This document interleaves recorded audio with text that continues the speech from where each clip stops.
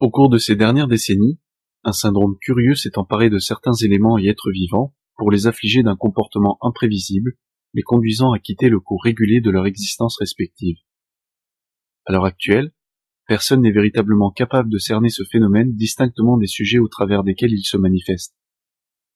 Pensées, idées, individus, animaux, végétaux, molécules, bactéries, tout objet capable de se mouvoir individuellement ou par groupe est susceptible de contracter et incarner le dit phénomène.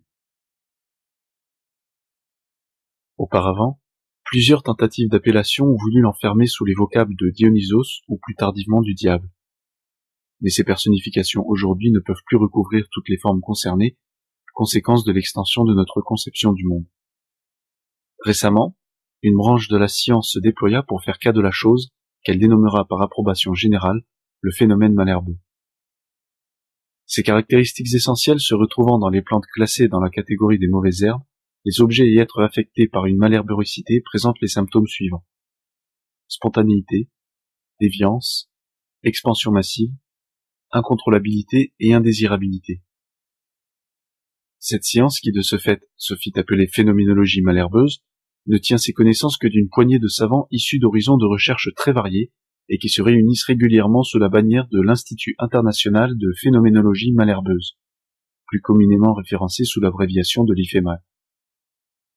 On y trouve les experts suivants: naturalistes, botanistes, biologistes, géologues, explorateurs, médecins, dermatologues, allergologues, ethnologues, psychologues, philologues, sémioticiens, historiens, politiciens, polytechniciens, économistes, mathématiciens, physiciens, chimistes, architectes, archéologues, historiens et artistes, tous très fortement intrigués par le cas des manifestations spontanées qui se déclarent de plus en plus fréquemment et sur des terrains de plus en plus variés.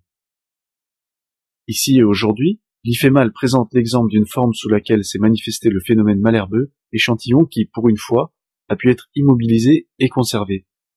L'image. Surgissant des profondeurs interstitielles urbaines qui forment l'espace public, sur les dalles, les pierres, les pavés, les crépis, les équipements métalliques, ont été dernièrement retrouvés ces manifestes botaniques, les laissés pour le compte de l'imagination.